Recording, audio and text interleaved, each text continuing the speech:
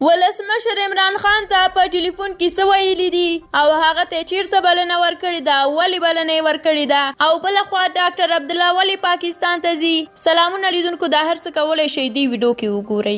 افغان ولسمشر محمد اشرف غني د پاکستان له لومړي وزیر عمران خان سره ټلیفوني خبرې کړې دي. د ولسمشر د بیان مرستیال دوا خان میناپال وایي چې په دې ټلیفوني خبرو کې عمران خان له افغان سولې ملاتړ وکړ او په دې هیواد کې د دایمي اوربند پر راتګ ټینګار وکړ. د نوموړي په خبره دواړو په دې اړیکه کې د افغانستان او پاکستان په خپل منځي اړیکو هم خبرې کړې دي. میناپال زیاتوي چې ولسمشر غني په دې خبرو کې د پاکستان لومړي وزیر عمران خان ته د راتګ بلنه هم ورکړې او په خبره یې چې نوموړي هم منلې ده.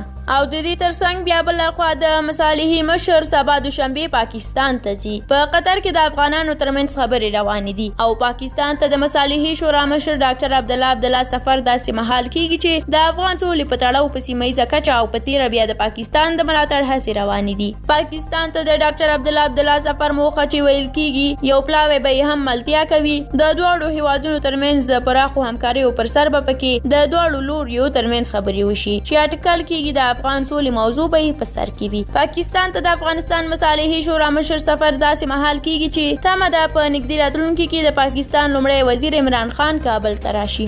له تاسو مننه چې ویډیو م تر اخره ولیدله. که مو ویډیو خوښه شوې وي نو حتما لایک کړئ. د لا ډېرو ویډیوګانو د لیدو لپاره حتما زموږ یوټیوب چینل هم درسره سبسکرایب کړئ. تر بیا بلې ویډیو الله مو مل شه او ښه وخت ولرئ.